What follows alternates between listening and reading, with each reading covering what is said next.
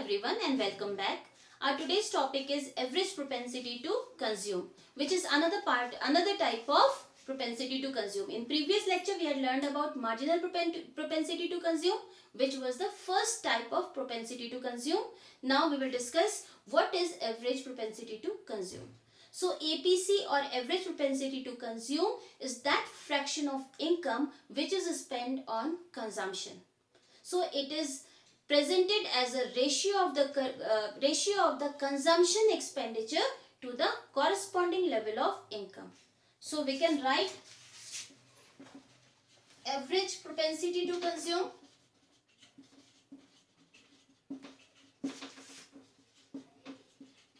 since average propensity to consume is the ratio of consumption and income. So we can write average propensity to consume is equal to consumption divided by income. So on an average, it reflects what part of our income we spend on consumption.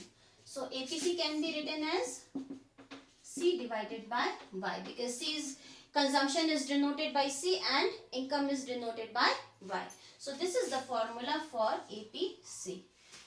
Now we can see, I'll give you example. Suppose my income is 1000 rupees and out of this 1000 rupee, I spend 750 rupee on consumption purpose and I save 250 rupees out of it.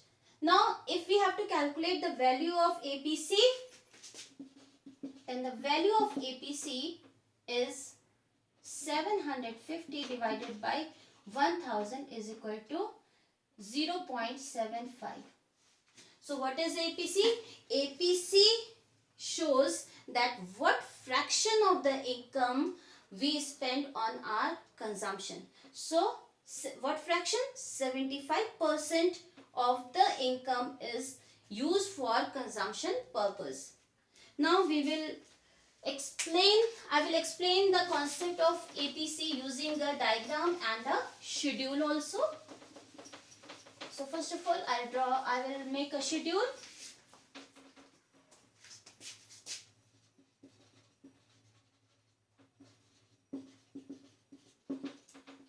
First column is income. In income 0, 100, 200, 300, 400, 500 and 600. I am using the same table which we use for MPC and consumption function as well. Now the value of C is 80, 160, 240, 320, 400, 480 and 560. Now we will calculate the value of APC. Now APC is equal to C divided by Y. So when income is 0, then there will be no APC because we will not be consuming any part of it. Now when income is 100, APC and consumption is 160, we can calculate the value of APC. So 160 is the consumption divided by income, that is 100 is equal to 1.667. That means I am spending more than 100% of my income. Because my income is 100, however I am spending 160 rupees on consumption. So it is more than 100%, that is 166% of my income I am spending on consumption. Now consumption is 240 and income is 200. Now my APC has been reduced to 1.2. Again consumption is 320 and income is 300. So it is 1.066. Again now at this level income is 400 and my consumption is also 400. That means consumption and income are equal. Then the value of APC will be 1. After that My consumption is 480. However, my income is 500. Now consumption is less than income. So the value of this is 0.96. Again, 560 is the consumption and income is 600. That means again my consumption is less than income. So the value is 0.93. Now we can see till the time my consumption is greater than my income. That means when consumption is greater than income, that is C is greater than Y. 160 is greater than 100, 240 is greater than 200, 320 is also greater than 300. So when C is greater than Y, then the value of APC will always be greater than 1. APC is greater than 1. Now you can see it is more than 1. Here also it is more than 1 and here also it is more than 1. So when C or consumption is greater than Y, the value of APC will be greater than 1. On the other hand, when the value of C is equal to Y, that means consumption is equal to income, which is at this level of income, 400 level of income, when the consumption is equal to income, that is C is equal to Y. At this level, APC will be is equal to 1. And this point is also known as break-even point. When consumption is less than Y, after the break-even point, you can see that 500 is the income. However, our consumption is 480. That means it is less than 500. And here also consumption is 560 and income is 600. So consumption is less than income. So when consumption is less than income, the value of APC will be less than 1. 0.96 is less than 1 and 0.93 is also less than 1. So it is APC is less than 1. So it is clear from this table, that is APC can be greater than 1, can be equal to 1 and can be less than 1. But APC can never be 0 because consumption will never be 0. Even at 0 level of income, consumption is 80. So that is why APC can never be 0. And as the income increases, the consumption, the value of APC declines. Because now we will be spending a lesser part of the income on consumption. Because we will be saving a part of our income. Now we can present the average propensity to consume using a diagram also. Now on y-axis we will present consumption expenditure denoted by C, and on x-axis we will present income denoted by Y. Now we will draw a consumption curve which is a C. If we want to calculate the value of average propensity to consume on any point on this curve, suppose there is a point A, and if we want to calculate the value of APC at point A, so APC at point A is equal to C divided by Y. So what will we calculate? We will have to calculate the value of C corresponding to the point A. In the same way, we have to calculate the value of income which is corresponding to the point A. Now we will draw a line perpendicular to the y-axis and name it as Y1. In the same way, we will draw a line to the y-axis and we will name it as C1.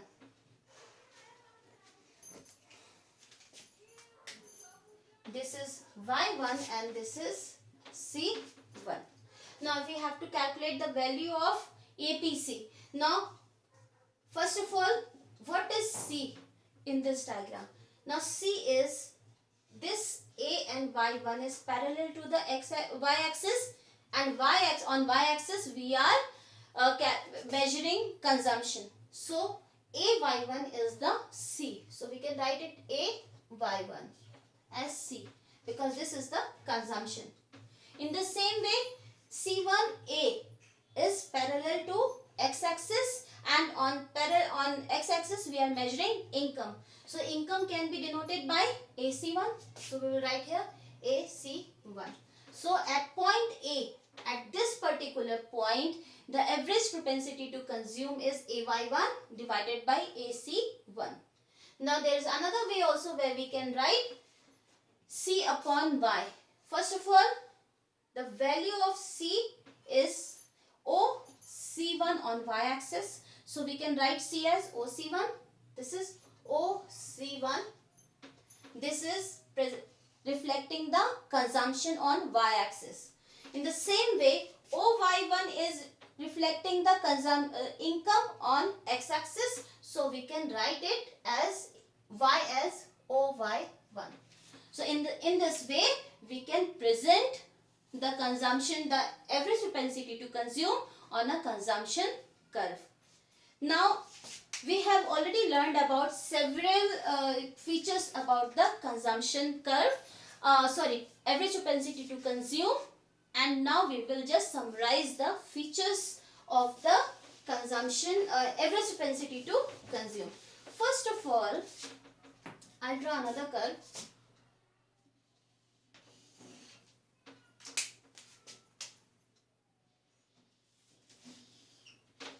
This is x-axis, this is y, this is C, and this is y0.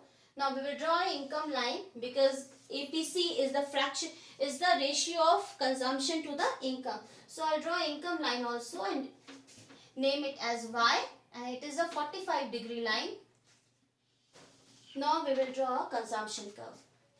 Now till the time, this is the B point where C is equal to Y, because consumption curve is intersecting the income curve. So where at this point, this point is known as break-even point, and at this point consumption is equal to income. Now first point is APC is greater than 1. So APC is greater than 1 till the time before greater than 1 before break-even point, till the time consumption is greater than Y. So when consumption is greater than Y, and we can see it on the table also, when consumption is greater than Y, APC is greater than 1. Because APC is equal to C upon Y, and the value, if consumption, the value of the numerator is greater than the value of denominator, then the value of APC will be greater than 1. And value of numerator is the consumption, that is why till the time consumption is greater than income, APC will be greater than 1. Second observation is APC is equal to 1. APC is equal to 1 when consumption equals income. That means whatever we are earning, we are spending on goods and services for consumption purpose. So when C is equal to Y, that means when numerator is equal to denominator. If the value of C is equal to 100 and the value of income is also equal to 100, that means when numerator consumption and denominator income are equal to each other, then the value of APC will be 1. And we can see it in the table at 400 level of income when consumption is also 400 and value of APC is equal to 1. And this is reflected on point B on the consumption and income curve. Now the third feature of APC is it can be less than 1 also. The APC will be less than 1 when consumption is less than income. So till the time when consumption is less than income, value of APC will be less than 1. And we can see on this diagram also when we move beyond the point B on the consumption curve. Now consumption becomes less than income, because with the increase in income at higher level of income, we will be saving a part of our income. So that is why consumption will be less than income, and at this point the value of APC will be less than 1 because the numerator will be less than income. That means consumption the value of consumption will be less in comparison to the income. So that is why it is a value of APC is less than 1. Fourth point is APC can never be 0. APC can never be 0 because consumption can never be 0. Consumption is always positive because of autonomous consumption. Now on this diagram, the consumption curve does not start from the 0 or point of origin. It starts from a point on y-axis. That is why the consumption is positive even at 0 level of income. And in the same way, in this table also, even 0 level of income, we are consuming 80 rupees.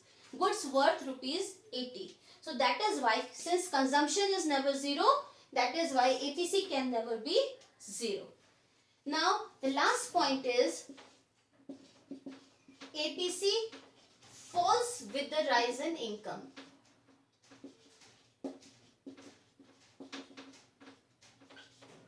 That means when income is rising, first income was 100, APC was 1.667, income is 200, then APC is 1.2. That means when income rose from 100 to 200, the value of APC has declined. That is from 1.6 to 1.2. In the same way, with the further increase in the income, when income increases from 200 to 300 and 300 to 400, the value of APC is declining continuously. That means 1.6, 1.2, then it is 1.06, which is lesser than 1.2. Then it has been declined to 1, then 0.6 and 0.93. So the value of APC is declining continuously. Why? Why is it so? Because what happens is that when our income rises, our needs, in fact basic necessities, have already been fulfilled and several desires have already been fulfilled. In this situation, we will prefer to save a part of our income. That is why the consumption, the fraction of income which we spend on consumption declines, and due to which APC also declines. Suppose my income was 10,000 when I joined my first job. So what happened? My income was 10,000, and since it was my first job, I had so many desires which were unfulfilled. So I went to the market to purchase lots of goods and services. In fact, I bought a lot of things and my consumptions went above 10,000 rupees and I had to borrow some money from my parents. So what happened? My consumption was greater than my income. Then my income again rose to 20,000 rupees. Now several desires have already been fulfilled. In that case, I used to spend almost equal to 20,000 rupees because I was consuming a lot of things. Again my income rose to 50,000 rupees. Now since my desires, most of the desires have already been fulfilled, in that case I started saving a part of my income. Now in that case my consumption became less than my income. That means suppose when 10,000, my consumption was 15,000. That means this was Y and this was C. My consumption was more than my income because my desires were unfulfilled. I had to borrow money from my parents.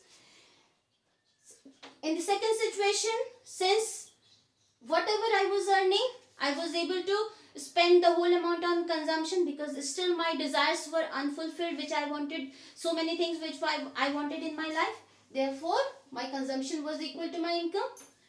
Then when my income rose further, in that case, several desires have already been fulfilled. Now I prefer to save a part of my income to secure my future. So in that case, suppose my consumption was 40,000. In that case, my consumption was less than my income.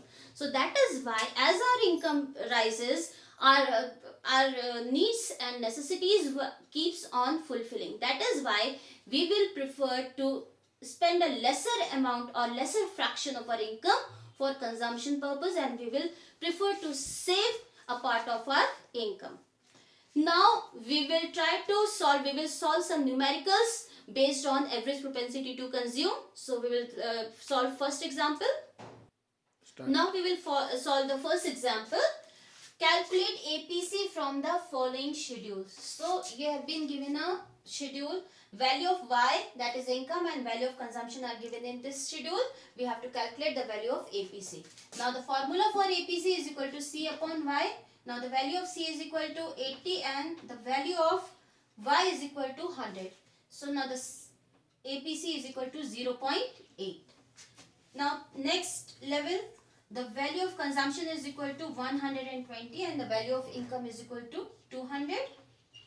So it is 0.6. Now consumption is 180 and income is 300. So again the value is 0.6. In this way, if we have been given with the values of income and consumption, we can calculate the value of average propensity to consume. Now we will solve another example. Now in next example, we have to find out the level of income when APC is equal to 1.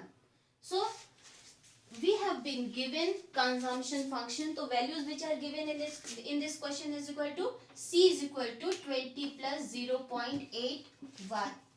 And what we have to calculate? We have to calculate the value of Y when APC is equal to 1.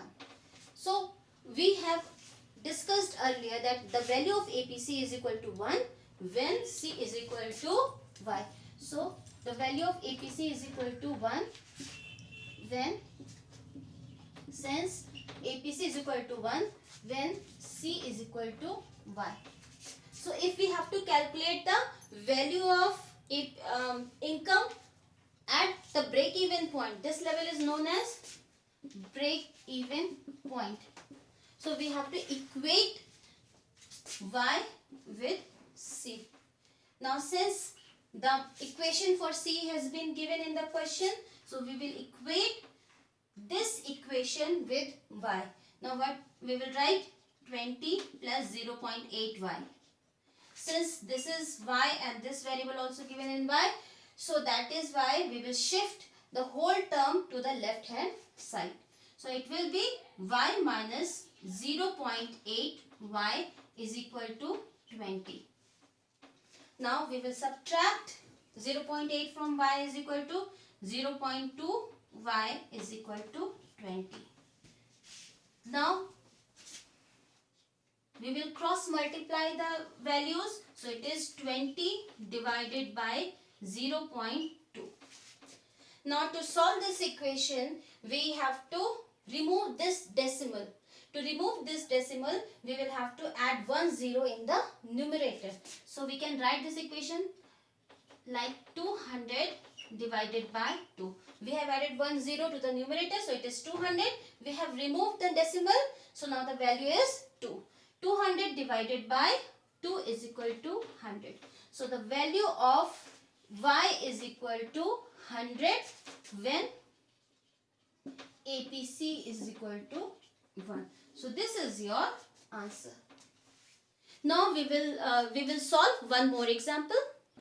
Now in this example, it is given that the consumption function of an economy is given as C is equal to 500 plus 0.8 Y. Now we have to calculate the value of APC at 5,000 level of income. So first of all, we will copy what the details which are given in the question. So solution. First of all, consumption function is given as 500 plus 0.8 Y. Then Y, because this is 500, it's the level of income. So Y is equal to 5,000. Now what we have to calculate? We have to calculate the value of APC. And APC at 5,000 level of income. So what is the formula for APC? APC is equal to C upon Y. Now Y is already given in the question. Now to calculate the value of APC, we have to calculate the value of C. Because the value of C is not given, However, the equation for C is given. So first of all, we will calculate the value of C. Then C is equal to 500 plus 0.8. Now, instead of y, we will substitute the value of y, which is given in the question, that is 5000. So it is 0.8 into 5000. Now we will solve this equation. This is 500 plus 0.8 into 5000, that is 80% of 5000 is equal to 4000. Now the value of C is equal to 500 plus 4000 is equal to 4500. Now we can calculate the value of APC. So APC is equal to C divided by Y. The value of C is equal to 4500 and the value of Y is given in the question as 5000. So it is 5000. We will cancel this and 0.9. So the value of APC is equal to 0.9. That means 90% of the income is being spent for consumption purpose. Now we will see, now we have already solved 3 numericals from this topic. You have to practice more numericals so that you can solve all the numericals in a proper way and easily. Now we will discuss what is the difference between marginal propensity to consume, which we had learned in the previous lecture, and average propensity to consume. MPC. So MPC reflects change. So what is MPC? So MPC is equal to change in consumption due to change in income. So MPC, what does MPC show? I'll give you an example. Suppose my income is rupees 1000 and I was consuming 800 rupees out of 1000. Now my income changes to rupees 1100. My consumption changes to 870. So now I can calculate my MPC. Delta Y is equal to 100. 1100 minus 1000 is equal to 100 and delta C is equal to 70. Value of MPC is equal to 0.7.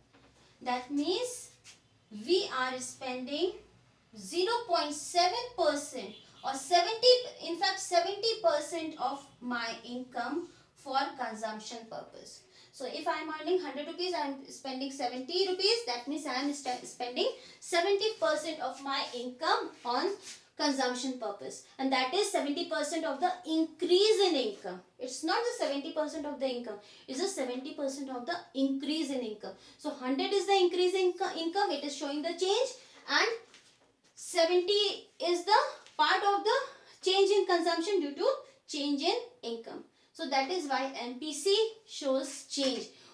It is the ratio of the change in consumption to change in income. So that is what fraction of the change in income is spent on consumption. On the other hand, APC is equal to C upon Y. That means on an average, what fraction of my income I do spend on consumption. So suppose my income is rupees, I am taking the same example, my income is rupees 1000 rupees and I am consuming rupees 800 for consumption purpose. So what will be the value of APC? APC will be 800 divided by 1000. So it is 0.8. Now my income changes. That means there is an increase in income and due to which there is an increase in consumption also. So it is 1100. I am taking the same example which I have given here and my consumption rose to 870. So now what will I calculate? I will calculate now what is the fraction of consumption corresponding to the new level of income. So that we will calculate 870 divided by 1100, which is 0.79079 and so on. So that means average propensity to consume shows that what fraction of the total income is spent on consumption, and marginal propensity to consume shows what fraction of the change in income is spent. So what is marginal propensity to consume? It shows fraction of change in income which is spent on consumption. So what fraction of the, now what MPC shows, MPC is the fraction of the change in income which is spent on the consumption. However, APC is the fraction of total income spent on consumption. That means what part of the total income which I am spending on consumption.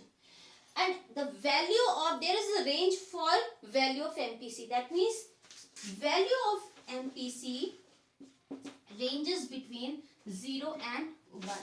That means this is the minimum possible value of MPC and this is the maximum possible value of MPC.